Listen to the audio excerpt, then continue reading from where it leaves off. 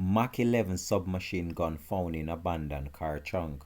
Hi again and welcome. This is Link 007 TV News Report, and we'll be right back with the full details to come. Welcome to Link 007 TV News Report, providing you with the best in local and international news updates. This is a place where you can get the most reliable and informative news information. Link 007 TV News Report. Welcome back and thanks for joining us. This is Link 007 TV News Report. The police have confirmed that a Mac-11 submachine gun was discovered in an abandoned car on Tarrant Drive in St. Andrew yesterday.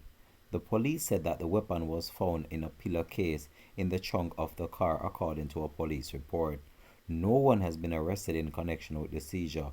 However, the police investigation continues. The police report that a quick response team attached to its public safety and traffic enforcement branch conducted a snap raid in the community around 2:05 p.m. on Monday.